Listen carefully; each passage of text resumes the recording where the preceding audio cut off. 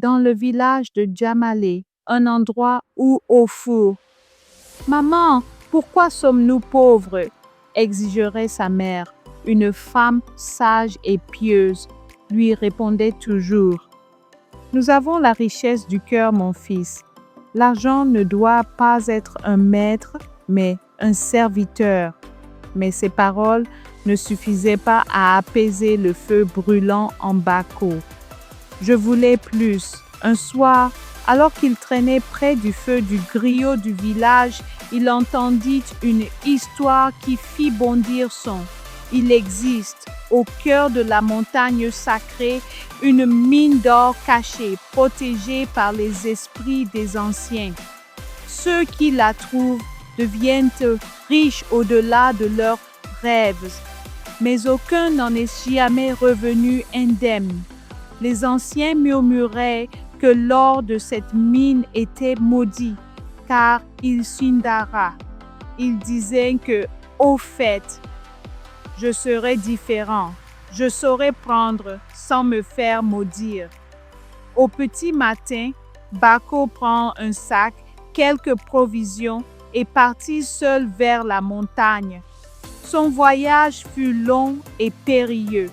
Il traverse des marécages infestés de serpents, gravit des rochers abrupts et supporta la faim et la soif.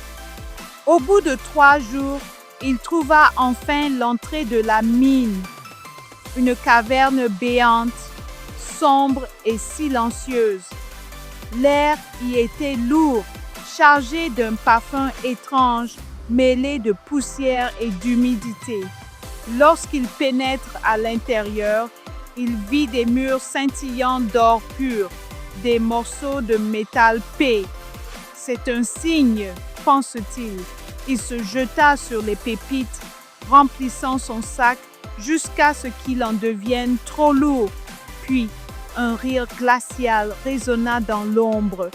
Tu crois pouvoir prendre sans donner en retour? Bako se retourne brusquement. Devant lui se tenait une silhouette spectrale, un vieillard aux yeux blancs et aux habitudes anciennes.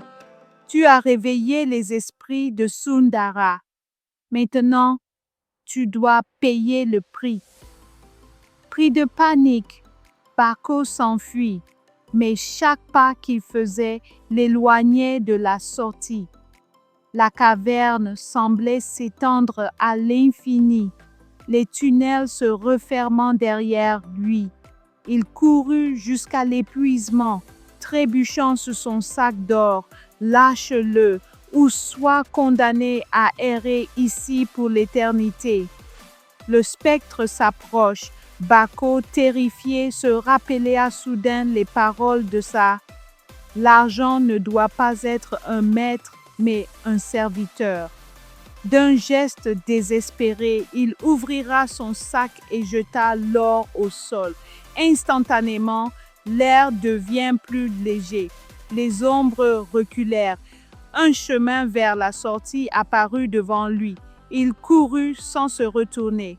Et lorsqu'il émergea enfin à l'air libre, la montagne derrière lui s'effondra dans un grondement sourd.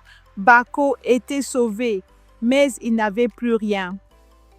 Lorsqu'il rentra au village, il trouva sa mère gravement malade. Pendant qu'il courait après l'or, elle luttait contre la fièvre, seule et sans « Maman, pardonne-moi, je voulais te rendre riche. On, tu es rentrée, c'est tout ce qui compte. Elle faire. » Il passa le reste de sa vie à aider les autres, partageant son histoire avec les jeunes du village pour qu'ils ne répètent pas son erreur. Morale, l'argent ne vaut rien s'il coûte ce qui est irremplaçable. La vraie richesse se trouve dans l'amour, la famille et la sagesse.